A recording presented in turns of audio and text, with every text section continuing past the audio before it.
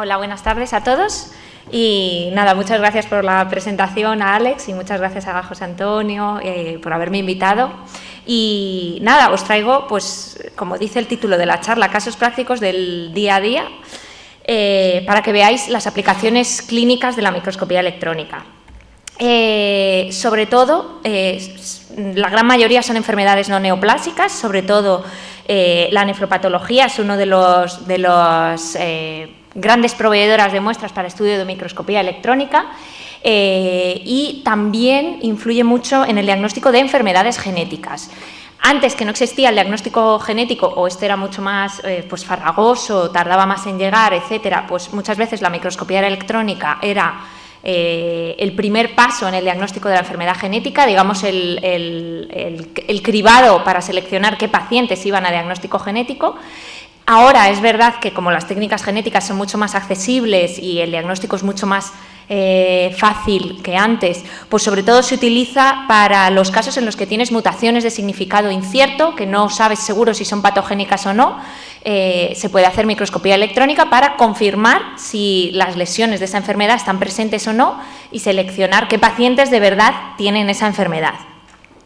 Algunas de las enfermedades genéticas a las que me voy a referir en la charla son la discinesia ciliar primaria, la inclusión microvellositaria, de esta no os presentaré ningún caso, pero bueno, es una enfermedad intestinal infantil que causa un cuadro de malabsorción desde el nacimiento, que se trata solo con trasplante intestinal, ¿vale? Y que el diagnóstico es también ultraestructural. En las epidermolisis bullosas también y en el CADASIL. La microscopía electrónica también es útil en sospecha de enfermedades de depósito, ¿vale? Que en muchas ocasiones son también realmente enfermedades genéticas. También en el diagnóstico neuropatológico, tanto en neuropatías como en miopatías. También tiene mucho valor todavía en enfermedades infecciosas, no solo en investigación, sino también en ámbito clínico y, aunque en menor medida, también en algunas enfermedades neoplásicas. Este es un gráfico de la casuística del 12 de octubre, entonces, es un análisis de los últimos 5 años y, como veis, la gran mayoría de casos, el 84%, corresponden a biopsias renales tengo separadas las biopsias de riñón pediátrico, pero vamos, como veis, son prácticamente la inmensa mayoría de las muestras que estudiamos. Por orden de frecuencia, como veis, las muestras de fosa nasal y bronquio son también bastante cantidad y son a las que me refería antes de la discinesia ciliar. El músculo y el nervio son también bastante frecuentes y la piel. Y luego es verdad que en menor medida también hemos estudiado otros órganos, pues como biopsias cardíacas, tumores, algunas muestras de pulmón, de hígado y las otras muestras ya en muy pequeña cantidad, pelo, sangre, lavados bronquialveolares, sistema nervioso, y otros órganos. Entonces he querido comentarlas un poco en orden de frecuencia, de mayor a menor, pero dejando el riñón para la última parte porque es a lo que más nos dedicamos y yo creo que a lo que seguro a todos los patólogos os suena la microscopía electrónica. La discinesia ciliar es un grupo de enfermedades genéticas que se caracterizan por un defecto en el batido de los cilios. Los cilios se encuentran sobre todo en el árbol traqueobronquial y se dedican a depurar el sistema respiratorio, ¿vale? Pero durante la embriogénesis también influyen en el movimiento de todas las células para formar los distintos órganos, ¿no? Entonces, sobre todo por esa frecuencia de cilios en el árbol traqueobronquial se asocian a infecciones respiratorias de repetición. Pueden asociarse también a otros defectos como infertilidad, porque sabéis que también están presentes en las trompas y en los conductos deferentes, y se pueden asociar también a situs inversus, en el cuadro clínico clásico de síndrome de Cartagener.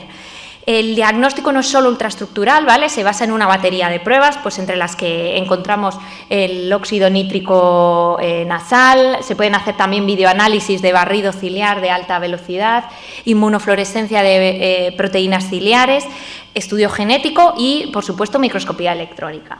En la microscopía electrónica, los inconvenientes que tiene el estudio es que los hallazgos son muy heterogéneos, los informes son tan variados como heterogéneos son los hallazgos y hasta hace poco no había nada realmente estandarizado en cuanto a cómo reportar esos hallazgos. Por otra parte, las alteraciones, los cambios reactivos son muy parecidos en los enfermos, ¿vale? Y por eso, en algunos laboratorios, como previo paso al estudio ultraestructural de las muestras de cilio, hacen un cultivo celular y así se quitan los cambios reactivos pues, de infecciones que haya tenido el paciente, etcétera. Y luego otro problema a los que nos enfrentamos es la calidad de las muestras, porque muchas pues, son escasas o insuficientes.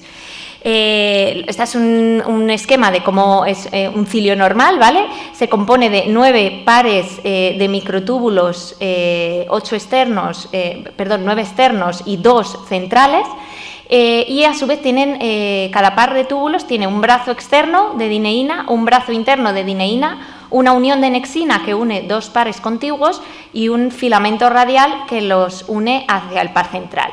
Y esta es la imagen de cómo se ve el cilio en la vida real y como podéis imaginaros pues es muy difícil conseguir este tipo de corte porque muchas veces tenemos secciones tangenciales, etcétera, ¿vale? Estas muestras las podemos obtener mediante cepillado de fosa nasal, biopsias de cornete o biopsia bronquial, pero como os imagináis pues es mucho más lesivo y mucho más fácilmente accesible el cepillado de fosa nasal. Como os decía, hasta hace poco no había consenso de cómo reportar estos hallazgos, pero recientemente se publicó este artículo de un consorcio europeo que se llama BIT-PCD, que categorizaba los hallazgos en 2 categorías, la categoría 1, que era como alteraciones positivas de enfermedad, y la categoría 2, que podían ser también cambios reactivos y que depende un poco de la cantidad de alteraciones que veas en la categoría 2, te lo definen como enfermedad o no. Las recomendaciones son estudiar al menos 50 secciones transversales de cilios de distintas células, ¿vale? No nos vale solo con una. El procesamiento de la muestra puede afectar a toda la estructura de los cilios, por lo que hay que estar familiarizado con el procesamiento de las muestras y también te recomiendan que estés muy familiarizado con la estructura normal del cilio, que hayas estudiado muchas muestras normales para detectar si la tuya es patológica o no. Bueno, la clínica es muy sencilla, pero os traía este caso un poco para ilustrarlo, de una mujer de 44 años con antecedente de asma, bronquiectasias, otitis media crónica y sospecha de fibrosis quística con test del sudor negativo y entonces se le hizo un cepillado de fosa nasal para descartar discinesia ciliar primaria. Y esta es una imagen del cepillado de fosa nasal de la paciente y como veis, pues faltaba el brazo externo de dineína. Aquí vemos uno presente, pero fijaros que en la mayoría de pares ciliares no lo podemos ver. Aquí se ve uno cortito, ¿vale? Pero fijaros que el resto, aquí se ve otro, pero el resto no tienen el brazo de dineína. Y el brazo de dineína es muy fácil de observar, entonces a la que falta es que de verdad está defectuoso, ¿no? Y de hecho esa es la alteración más frecuente en la discinesia ciliar primaria, ¿no? Por lo tanto, en este caso, el diagnóstico fue de cepillado de fosa nasal con ausencia de hipoplasia de brazo externo de dineína. Podemos ver otras alteraciones, como os traigo en estas imágenes. Aquí se ve un cilio o 2 cilios con los brazos desordenados. A este, por ejemplo, le falta un par de los pares externos. Este otro también tiene los pares todos desordenados, ¿vale? Esas serían otras posibles alteraciones. En cuanto al músculo, he de decir que yo me encargo de toda la microscopía electrónica excepto de la parte de neuropatología. Entonces, estas imágenes, conjuntamente con las del capitulito de nervio, me las han pasado mis compañeros de neuropatología, ¿vale? Pero bueno, en principio, de rutina, en todas las biopsias musculares se selecciona material para estudio ultraestructural y luego, dependiendo de los hallazgos de histoquímica y de microscopía óptica, se procesa la muestra o no, pero por rutina siempre se deja material guardado. Y básicamente pues, nos sirve para confirmar los hallazgos de las técnicas histoquímicas y de la microscopía óptica.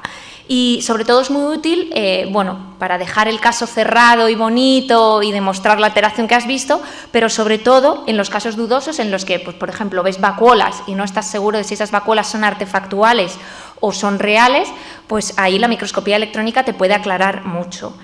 En términos generales es útil sobre todo en las miopatías congénitas, en las enfermedades de depósito, en las miopatías miofibrilares, en las enfermedades mitocondriales o cuando tienes una alta sospecha clínica y no ves lesiones. Y nada, os presento algunas imágenes porque no me siento lo suficientemente confiada para explicaros casos de neuropatología, de músculo esquelético normal. Fijaros que aquí se ven las fibrillas con las bandas Z, entre medias de las fibrillas pues están las mitocondrias, los túbulos T, el glucógeno, etcétera. Y para comparar, pues las biopsias de músculo, patológicas. Fijaros, esta es una mitocondriopatía, ¿vale? Todas estas son las mitocondrias.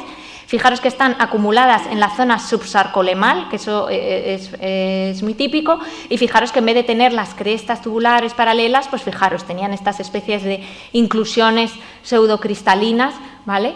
Que son muy, muy sugestivas de mitocondriopatía. Es verdad que existen otras técnicas para descartar enfermedad mitocondrial, pues como el estudio de cadenas respiratorias y demás, que es a lo que se recurre en primera instancia, pero siempre es bonito cuando puedes ver esas alteraciones, ¿no?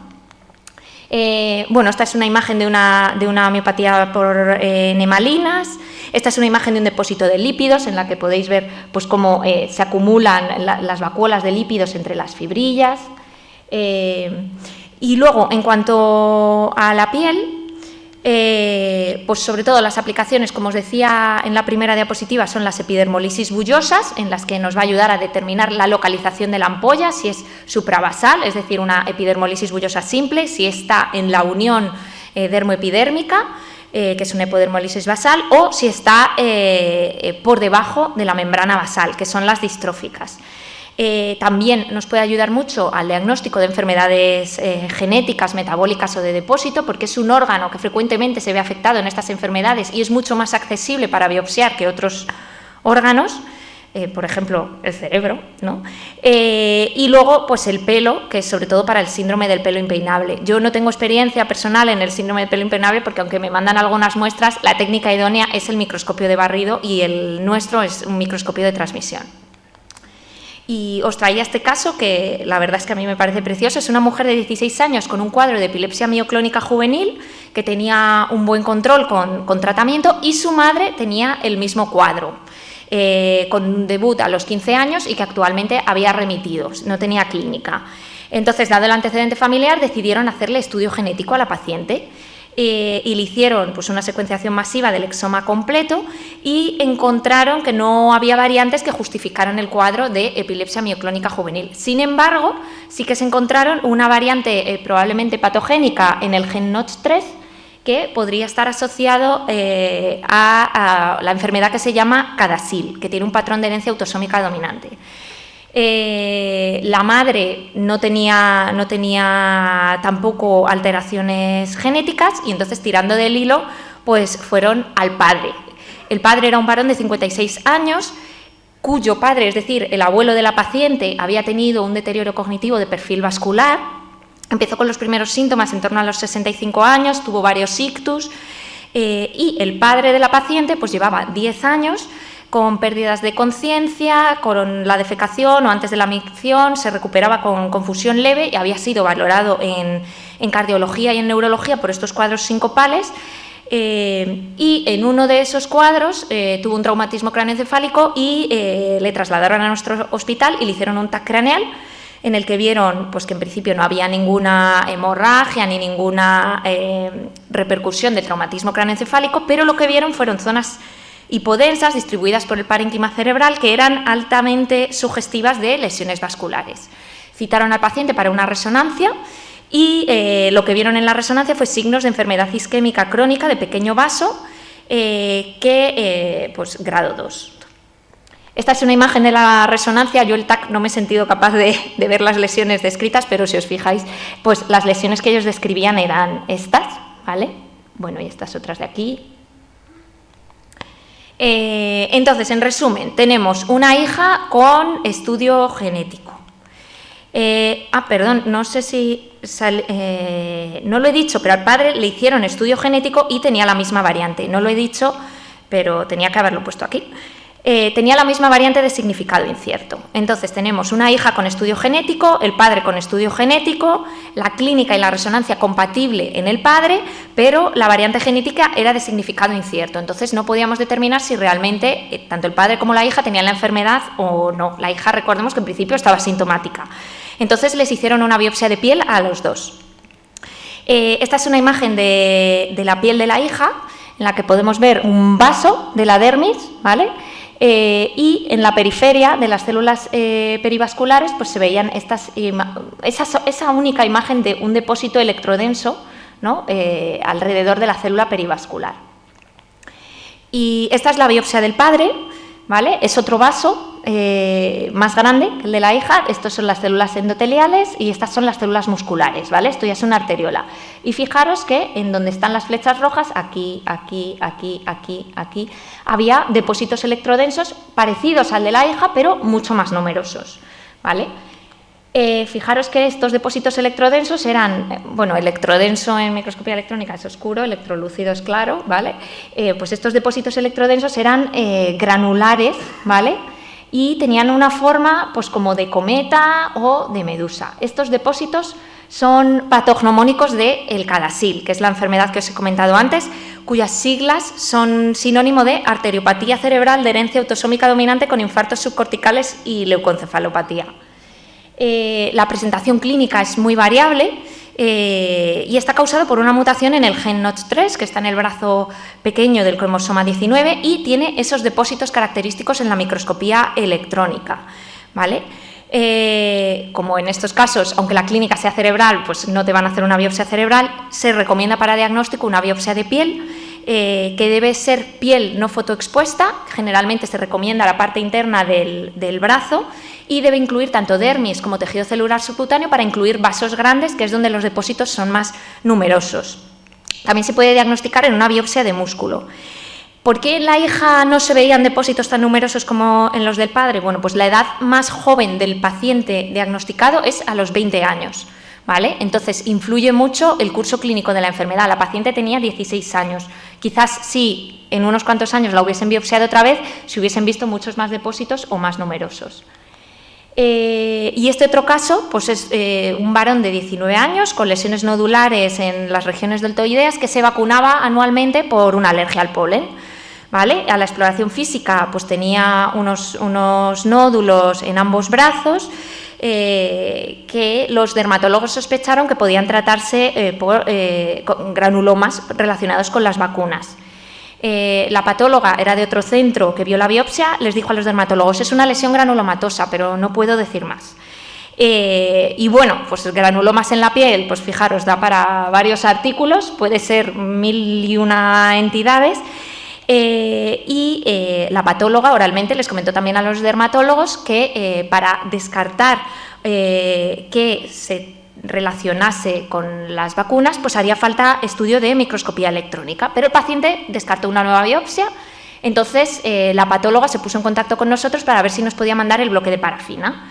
Dijimos que sí y lo envió sin ningún problema y esta es lo que se veía, ¿vale? Veis que había una colección de células de citoplasma amplio que correspondían con histiocitos y que dentro del citoplasma de los histiocitos pues se veía este material como filamentoso, como si fuera un papelito arrugado, electrodenso y con la sospecha clínica y mirando la imagen de la bibliografía, porque yo no había visto esto nunca, pues efectivamente esto eran granulomas por aluminio, que bueno, aparecen por la administración de vacunas que contengan sales de aluminio como adyuvante, pero tienen un patrón completamente variable. Pueden manifestarse como una paniculitis lobulillar, como un pseudolinfoma B, como un granuloma necrotizante. Entonces, para verdaderamente confirmar que se tratan de granulomas por aluminio, pues lo más sencillo es hacer una microscopía electrónica y ver el aluminio, ¿no? En cuanto a las biopsias de nervio, ya os comentaba que estas tampoco las diagnostico yo, que son mis compañeros, pero de esto sí os traigo un caso muy bonito. De nuevo, el protocolo de estudio histológico de las biopsias de nervio incluye el procesamiento para microscopía electrónica e incluye el estudio del corte semifino de rutina y en los casos en los que sea necesario, según los hallazgos, pues se puede hacer además el estudio ultraestructural. y sobre todo es útil en la descompactación de la mielina y en las enfermedades desmielinizantes. Y este caso, como os he dicho, me lo prestaron mis compañeros, es de un varón de 55 años que es consumidor de alcohol, con un carcinoma, que tenía una neuropatía desmielinizante inflamatoria crónica, que había mejorado parcialmente con un ciclo de inmunoglobulinas, y en el estudio le habían visto un aumento de IgM con proteinograma en suero y orina normal. Y tenía además una historia de inflamación cutánea en manos con biopsia de piel pendiente. Le hicieron una biopsia de nervio sural para descartar discrasia de células sanguíneas versus polineuropatía desmielinizante inflamatoria crónica.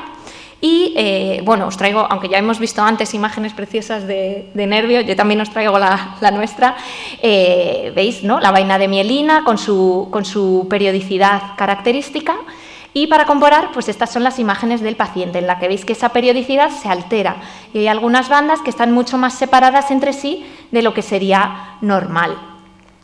Y esto es muy típico de la neuropatía axonal asociada a gamapatía monoclonal, ¿vale? Eso es lo que se ve, aumento de periodicidad en la mielina, y esto solo lo puedes ver con la microscopía electrónica. Se asocia a anticuerpos IgM, recordad que nuestro paciente tenía un pico de IgM elevada, anticuerpos IgM frente a antígenos neuronales, y en nuestro caso, posterior al estudio ultraestructural, se hizo estudio de inmunofluorescencia y salió depósito de IgM-kappa en las vainas de mielina. Por lo tanto, al paciente se le diagnosticó de una enfermedad con anticuerpos anti-MAG. En cuanto al corazón, la biopsia endomiocárdica tiene hallazgos muy parecidos a la biopsia muscular, aunque tiene algunas particularidades que sobre todo dependen del tamaño de la muestra y de la dificultad para obtenerla, pero tenéis que tener en cuenta que para estudio de microscopía electrónica con 1 milímetro de tejido nos vale. Y fijaros, este es un artículo muy bonito que encontré en el que ponen de manifiesto la importancia que tiene todavía la microscopía electrónica en el diagnóstico de estas muestras. Las barritas azules, como veis, son los hallazgos no específicos. Las barritas naranjas son los hallazgos específicos por microscopía óptica, que es verdad que la mayoría son hallazgos inespecíficos, pero una pequeña cantidad son hallazgos específicos, y la barrita verde, que es verdad que es más pequeña todavía, pero que fijaros, la relevancia, la significación estadística sí que es muy notable, son los casos en los que la microscopía electrónica tuvo hallazgos específicos. Entonces, es verdad que en la mayoría de casos a lo mejor no es estrictamente necesario un estudio ultraestructural de las biopsias endomiocárdicas, pero en un pequeño grupo de pacientes sí que nos va a demostrar alteraciones específicas. Y nada, pues os traigo este caso, que era un varón de 24 años que había debutado con una miocardiopatía dilatada, con un shock cardiogénico. En la resonancia cardíaca se veía un ventrículo izquierdo dilatado con hipertrofia excéntrica de predominio septal.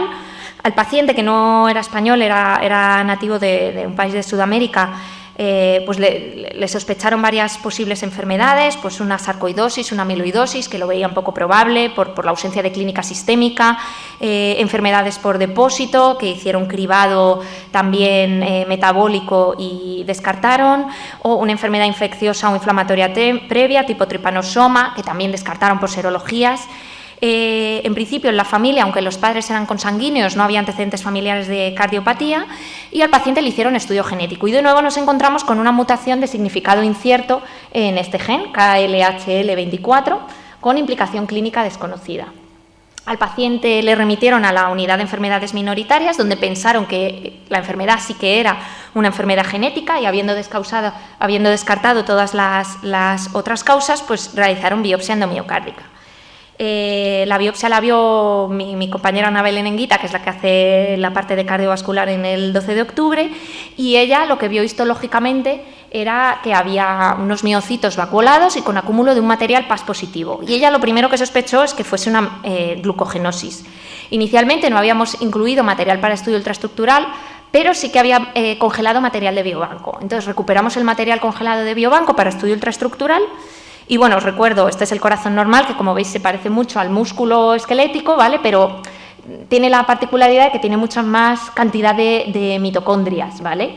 Y menor cantidad de fibras contráctiles comparado con el músculo esquelético. Fijaros, aquí están todas las mitocondrias dispuestas entre las fibrillas. Y lo que se veía en nuestro paciente, fijaros, esta es una fibra miocárdica y veis que todo lo electrodenso, lo oscuro de la periferia, pues son las fibras musculares que están desestructuradas, con todas las organelas rechazadas a la periferia, y todo el citoplasma ocupado por este material de aspecto fibrilar que en algunas partes pues, se podía intuir que a lo mejor había algún tubulito, pero que no se veía tampoco muy claramente qué era ese material, ¿no? Yo consulté el caso con los neuropatólogos, fijaros, aquí se ve un poco mejor esa especie de material fibrilar con algún tubulito. Consulté el caso con los neuropatólogos, que ellos están acostumbrados a ver músculo, y ellos me sugirieron la posibilidad de una miopatía, bueno, cardiomiopatía, en este caso miofibrilar. Les recordaba mucho la imagen de Desmina. Y luego, tirando del libro, aislándome un poco del contexto clínico del paciente, en el que ya habían descartado en principio una glucogenosis, pero basándome en esas vacuolas PAS positivas, pues también algunas glucogenosis pueden tener glucógeno en forma fibrilar. Entonces yo sugerí esas dos posibilidades, miocardiopatía fibrilar o glucogenosis tipo 4. Al paciente le ofrecieron una implantación de un DAI, pero el paciente rechazó y finalmente pues acabó falleciendo. Y poco después de haber tenido este caso, pues salió publicado este artículo en la literatura en la que recogían dos casos de cardiomiopatías con arritmias asociadas con inactivación del mismo gen que teníamos nosotros, KLHL24. Y bueno, ellos en uno de los pacientes tenían también biopsia muscular, que es de las que proceden estas imágenes, pero fijaros que, aun salvando el artefacto de congelación, descongelación de la muestra en nuestro caso y de que esto es músculo esquelético, pues los hallazgos eran bastante parecidos. Veis ahí un material de aspecto fibrilar con algún tubulito que estaba ocupando el citoplasma de toda la célula. En cuanto al hígado, la verdad es que es una pequeña cantidad de casos los que estudiamos de hígado. Sobre todo es útil pues, en enfermedades metabólicas, como sobre todo glucogenosis, Gocher o Niemann-Pick. En la cholestasis familiar progresiva intrahepática tipo 1 se ven alteraciones patognomónicas por microscopía electrónica, que es lo que se llama la bilis de Bayler. La bilis en el canalículo biliar tiene un aspecto como granular, grosero, electrodenso. Y luego pues, puede ayudar en caso de infecciones virales, en tumores de origen desconocido o en cambios por tóxicos o fármacos. Y nada, este es el caso de un niño de 15 años que ingresó en otro centro por distensión abdominal progresiva, hepatomegalia y elevación de enzimas hepáticas, con rasgos también de drepanocitosis, y se realizó biopsia hepática con la sospecha de glucogenosis y nos remitieron material para estudio de microscopía electrónica. Esta es la imagen de un hígado normal y para que comparéis, esta es la imagen de nuestro paciente. Entonces, fijaros que, de nuevo, el citoplasma está prácticamente vacío de organelas y lo que ocupa la práctica totalidad del citoplasma es este material granular electrodenso que corresponde con glucógeno. Y posterior al estudio de microscopía electrónica, pues llegaron los resultados del estudio genético que demostraron pues, una glucogenosis tipo 9A con deficiencia en A2-fosforilasa quinasa. Y en cuanto a enfermedades infecciosas, como os decía, pues su importancia no es solo en investigación o en emergencia de nuevas enfermedades, sobre todo esto se lleva a cabo en otros tipos de laboratorios, no en laboratorios asistenciales, porque necesitan alto nivel de bioseguridad, porque te enfrentas a patógenos que son desconocidos. La ventaja que tiene la microscopía electrónica en este campo es que tú puedes hacer un estudio no sesgado que te va a demostrar qué familia de virus estás viendo y ya partiendo de eso dirigir más el estudio hacia pues, una PCR u otros tipos de estudios para intentar determinar qué patógeno es y no hacer 1.500 tipos de PCRs pues, para adenovirus, herpes virus, coronavirus, tal, ¿no? Picornavirus, no sé qué. Y en el caso asistencial, pues a veces cuando la inmunohistoquímica falla, sobre todo es muy útil, ¿no? Y os traigo dos ejemplos de cuando la inmunohistoquímica falla, cómo podemos identificar realmente que se trata de virus, ¿no? Este fue un caso de autopsia de un varón de 56 años que había tenido un síncope con traumatismo craneoencefálico. En el traslado en ambulancia pues empezó a convulsionar y le trataron con levetiracetam. Le hicieron un TAC al ingreso que demostraba un hematoma subdural. El paciente parecía que iba bien durante las primeras 24 horas, repitieron el TAC y parecía que se había resuelto el sangrado, pero el paciente empezó con deterioro del estado general, con neutropenia, trombopenia, coagulopatía, hepatomegalia, deterioro progresivo del perfil hepático y finalmente fallo hepático fulminante. La sospecha clínica, sobre todo, era de hepatitis tóxica por la administración de este fármaco, de levetiracetam, y lo remitieron a nuestro centro para trasplante de urgencia cero. Pero antes de poder recibir el trasplante, el paciente falleció y solicitaron la autopsia. Este es el único caso en el que os traigo imágenes de histología, el resto ya veréis que son todas imágenes de ultraestructura, y lo que llamaba la atención era una necrosis hepática submasiva y, como veis, pues los núcleos de los hepatocitos tenían este aspecto de vidrio esmerilado, de cromatina lavada, que a todos nos grita virus. Hicimos un estudio pues, para citomegalovirus, adenovirus, herpesvirus, hepatitis B, y la única tinción positiva fue con herpesvirus, pero fijaros que débil la tinción y que solo se veía en algunos de los núcleos, no era ni con mucho la positividad que nos hubiéramos esperado en este paciente, que todos los núcleos tenían esa inclusión viral. Entonces decidimos hacer microscopía electrónica. Y, pues como veis, se veían estos núcleos con la cromatina también rechazada toda la periferia y todo el interior del núcleo ocupado por estas partículas que miden aproximadamente unos 100 nanómetros de diámetro, que tienen un centro electrodenso como poligonal y que correspondían con partículas compatibles con herpesvirus. Fijaros que un rasgo muy típico es que había algunas de las partículas en distintos estadios, ¿no? Unas más electrodensas, otras más pálidas, otras con el centro poligonal. Pero esta imagen es típica del virus herpes. Por lo tanto, el diagnóstico fue de necrosis hepática submasiva por hepatitis herpética.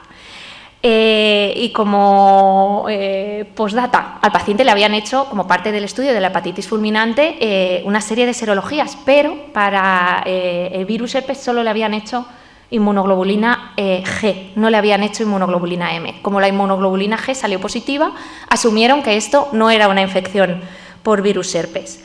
Y para estar seguros del serotipo del virus herpes, pues mandamos material a microbiología para hacer una PCR. Salió una carga viral de virus herpes simple por las nubes, el zoster negativo y el virus herpes 6 negativo también.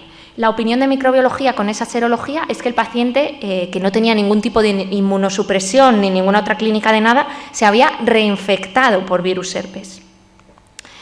Y este otro caso también es precioso, es un paciente con un trasplante intestinal en el que, bueno, para diagnosticar el rechazo en el trasplante intestinal básicamente nos basamos en el grado de ulceración de la mucosa. Y en este paciente se veían de forma repetida lesiones que parecían histológicamente un rechazo, pero que tenían una serie de inclusiones virales. Y claro, aquí la importancia es, si es un rechazo, le suben la inmunosupresión, y si eso es un virus y no un rechazo, el virus se lo puede llevar por delante, ¿no? O sea que la diferencia es abismal en cuanto al abordaje terapéutico. Si es un virus, toca bajar la inmunosupresión y dar tratamiento, si se puede, específico para el virus, o si no, pues más genérico. Entonces hicimos estudio ultraestructural y fijaros, se ven los núcleos de los enterocitos, aquí con el ribete en cepillo, con esta especie de celdillas hexagonales, ¿vale?, con una disposición cristaloide y que tenían un tamaño aproximado de unos 60 nanómetros, y esta imagen es típica de la infección por adenovirus. Y también como disclosure, como postdata, en este caso tenemos inmunohistoquímica para adenovirus, pero nunca hemos conseguido ningún caso positivo. No sabemos si es porque no la tenemos bien puesta a punto o porque, como nos comentaron en microbiología, hay muchos serotipos de adenovirus y puede ser que tu inmunohistoquímica no esté cubriendo el serotipo de adenovirus que infecta a ese paciente, ¿vale? En microbiología, al parecer, nos comentaron que el mismo problema existe para las PCRs. Existen tantos tipos de adenovirus que a veces la PCR también puede dar falsos negativos. Así que fijaros, en este caso, la importancia que tuvo la microscopía electrónica. En cuanto a tumores, la verdad es que el grado de estudio de tumores ha ido disminuyendo muchísimo con el tiempo, pues gracias a la accesibilidad de la inmunohistoquímica, a los nuevos marcadores, también a las pruebas moleculares para tumores de origen desconocido, ¿vale? Pero sí que os quería reseñar pues, que Juan Rosay fue, digamos, el abanderado de la microscopía electrónica para los tumores. Y bueno, en esta revisión de 2016, pues lo que ellos contaban era que Juan Rosay, digamos que fue el precursor de la utilización de microscopía electrónica para todos estos supuestos, ¿no? Que era la identificación de un tumor neuroendocrino con los gránulos neurosecretores, para la evaluación de la naturaleza de un tumor con células de citoplasma granular, pues decir si eran oncocitos, células granulares o células endocrinas, para identificar un tumor epitelial, o sea, un carcinoma, decir si es epidermoide o es adenocarcinoma, para la diferenciación melanocítica, identificando melanosomas, para la identificación de la histiocytosis de células de Langerhans con los gránulos de Birbeck, para la identificación de tumores productores de esteroides, pues con mitocondrias con crestas túbulo-vesiculares y abundante retículo endoplásmico liso, los tumores con diferenciación endotelial con los cuerpos de Weber-Palade, la identificación de tumores musculares, la de células de Schwann, la identificación de sarcoma alveolar y la identificación de la diferenciación en los tumores GIST. Y yo no tengo mucha experiencia, la verdad, en evaluación de tumores, como os he dicho, pero bueno, este es un caso precioso que hubo en el servicio, tampoco lo vi yo, yo estaba de baja, lo vio mi compañero Oscar Toldos, pero me lo ha prestado también para este caso, para esta charla. Era un paciente de 18 años con un tumor renal izquierdo en el que realizaron nefrectomía. El estudio macroscópico pues era de un tumor que medía 7,5 por 6,6 centímetros, que era bastante delimitado y parcialmente capsulado, que tenía un aspecto sólido quístico, y el estudio histológico fue sugestivo de reninoma. Entonces, con esta sospecha, pues incluyeron material fijado en formol para estudio de microscopía electrónica, y mi compañero lo que vio en las células tumorales fue la presencia de estos cristales romboidales que, pues yéndose a la literatura, eran compatibles con los protogránulos de renina. Por lo tanto, pues el diagnóstico ultraestructural fue también compatible con reninoma. Y como os decía, pues para terminar la charla había dejado el riñón para la última parte, que es con lo que yo creo que todos asociamos la microscopía electrónica, ¿no? Estas son las recomendaciones de estudio de estudio ultraestructural en las muestras de riñón según la SEAP, en las que recomiendan estudio ultraestructural sobre todo en los depósitos estructurados, porque el electrónico va a ser el que nos define esa estructura de depósito, nos dice si es fibrilar, si es tubular, si son cristales, ¿vale? Por lo tanto, pues en las glomerulopatías fibrilares, en las glomerulopatías inmunotactoides, en el síndrome uña rótula, que también vemos depósitos fibrilares, en la colágeno fibrótica, que también vemos depósitos fibrilares, la enfermedad de Fabry, las enfermedades por depósito de cadenas ligeras o pesadas y la enfermedad de depósitos densos, que como sabéis está definida por su aspecto ultraestructural, las enfermedades del colágeno 4, el síndrome nefrótico y algunas otras en las que la microscopía electrónica pues, te puede dar datos adicionales al diagnóstico. Y también en las biopsias de riñón trasplantado, porque los cambios iniciales de rechazo crónico mediado por anticuerpos son invisibles en la microscopía óptica y su detección precoz pues, puede mejorar el pronóstico de esos pacientes. Este cuadro lo traigo para ahondar un poco más sistemáticamente en todas estas indicaciones, ¿vale? Y sobre todo teniendo en cuenta como una posibilidad cuando tienes una biopsia sin lesiones, evidentemente ese paciente tiene clínica de algo, de lo que sea, y si tú no ves lesiones, hay algo que no estás viendo, ¿vale? Entonces la microscopía electrónica te puede ayudar a descartar pues, una podocitopatía o una enfermedad de la membrana basal que no estés viendo a nivel óptico. En las biopsias con glomerulosclerosis focal y segmentaria también es muy útil porque nos va a ayudar a descartar entre algunas causas genéticas que vamos a poder ver alteraciones específicas, pues como enfermedades del colágeno 4, enfermedad de Fabry también puede debutar con un cuadro de glomerulosclerosis focal y segmentaria, podocitopatías. En las sospechas de enfermedad de membrana basal nos sirve para confirmar, ¿no? En los pacientes con síndrome nefrótico nos va a descartar una podocitopatía o causas específicas. También hay enfermedades mitocondriales que pueden causar síntomas a nivel renal. Incluso puede haber enfermedades mitocondriales que la clínica se restrinja al riñón, no todas son con afectación multisistémica. Los depósitos estructurados, como os decía, en las biopsias de trasplante, en todas las gamapatías de significado renal, no solo en las enfermedades de depósito de cadenas ligeras, en las glomerulopatías C3 para el diagnóstico diferencial entre la glomerulonefritis C3 y los depósitos densos, y siempre que haya discordancia entre los hallazgos de la microscopía óptica, la inmunofluorescencia directa o la clínica. Os traigo un par de revisiones también histológicas del papel de la microscopía electrónica en las biopsias renales, y fijaros, en esta serie eran todo casos pediátricos, pero hasta el 65% de los casos la microscopía electrónica fue esencial para el diagnóstico. El porcentaje, como veis, varía mucho entre las series, suele ser menor, ¿vale? Pero fijaros que en casos pediátricos fue súper importante. Y fijaros también en qué poco porcentaje de casos no estaba requerido para el diagnóstico, o sea, la mayoría también, bueno, 28%, 25%, 11% en la serie pediátrica. Y este otro artículo también, que es muy bonito porque lo cuenta en forma de ejemplos, y los ejemplos que dan pues, son una enfermedad de cambios mínimos, una nefropatía membranosa, un síndrome de Alport, una glomerulonefritis relacionada con infección, una glomerulopatía por inmunotactoides o una glomerulopatía por colágeno tipo 3. Os traigo varios casos también para ilustrar. El primero es el de una mujer de 30 años con proteinuria en rango nefrótico, micromaturia y función renal normal, en el que sospechaban una IgA, una membrano proliferativa o una membranosa. En principio, bueno, este caso venía remitido de fuera, la microscopía óptica y la inmunofluorescencia no había hallazgos, y mandaron muestra para estudio ultraestructural, y esto es lo que se veía, ¿no? Las membranas basales tenían un grosor por debajo de lo normal, fijaros que aquí medían 100 nanómetros, lo normal son unos 250, 350, ¿vale? Y en un solo podocito se vio esta inclusión, ¿vale? Que era electrodensa, laminar, paralela, un poco a veces concéntrica, ¿vale? Que era sugestiva de dislipidosis, pero solo se veía una. Esta imagen no es específica porque puede venir por varias causas, algunas de ellas tomas de fármacos, pero también por enfermedad de Fabry. A la paciente sí que la diagnosticamos de las membranas basales de grosor disminuido, que recomendaba descartar enfermedad del colágeno 4, y esa única imagen electrodensa laminar, un poco inespecífica. Entonces le hicieron estudio genético y se obtuvo una variante probablemente patogénica en COL4A4 que explicaba las membranas basales finas, pero obtuvieron también una variante patogénica en el gen de la alfa-galactosidasa, que es la responsable del Fabry. Pero en la mayoría de los casos de la enfermedad del colágeno tipo 4 y en la enfermedad de Fabry, la herencia es ligada al X, por lo tanto estaríamos ante una mujer portadora o una mujer verdaderamente sintomática y verdaderamente con enfermedad a la que hay que tratar. Para la enfermedad de Fabry es verdad que no hay tratamiento, para la enfermedad del colágeno 4 no hay tratamiento, pero para la enfermedad de Fabry sí, hay tratamiento enzimático sustitutivo. Entonces pidieron revisar la muestra. Y ya con ese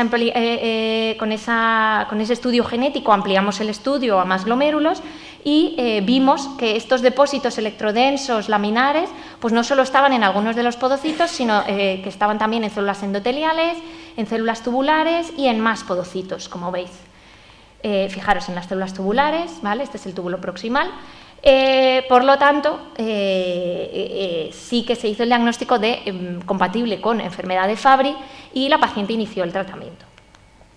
Este otro caso es el de un paciente con una biopsia previa con diagnóstico de glomerulonefritis membranosa, pero el paciente no respondía bien al tratamiento, había ido empeorando y por lo tanto se decidió repetir la biopsia renal.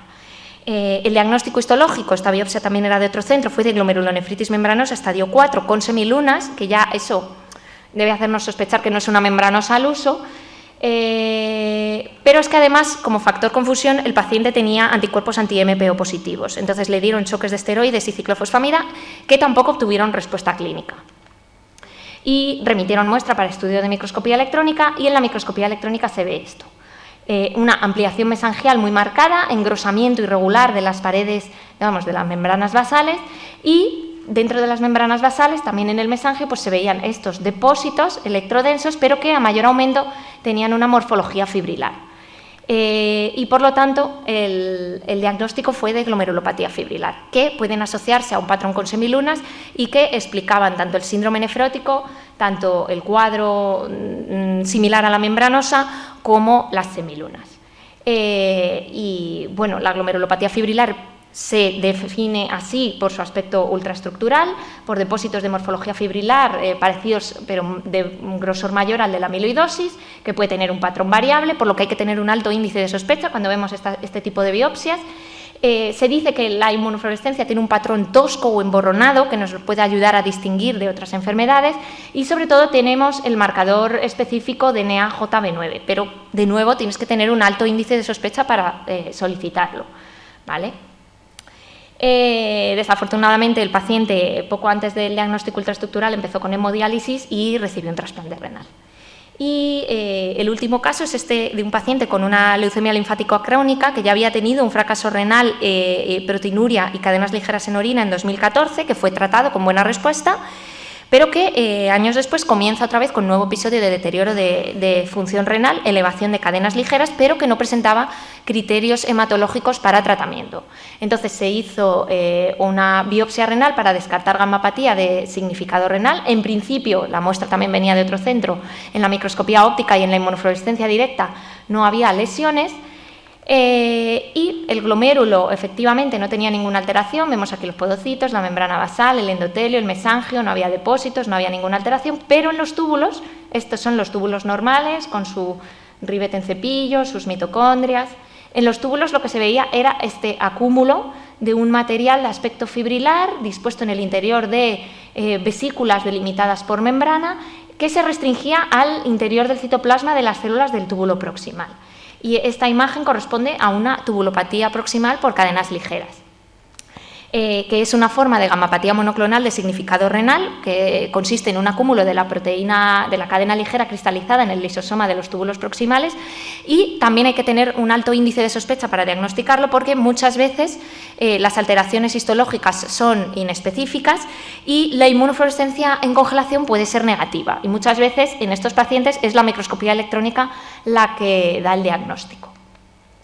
El paciente comenzó tratamiento, con lo que mejoró la proteinuria, disminuyó la cadena ligera y terminó con función renal estable.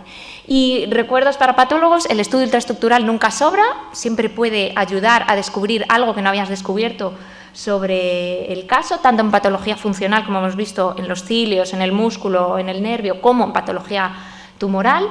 Y aunque el tejido fresco fijado en glutaraldehído es la mejor opción, pues no tenemos que desdeñar nuestro plan B en caso de que no hayamos tenido la precaución de guardar material, ¿vale? Siempre tenemos material fijado en formol e incluso material incluido en parafina, material congelado que podemos utilizar para estudio ultraestructural, ¿vale?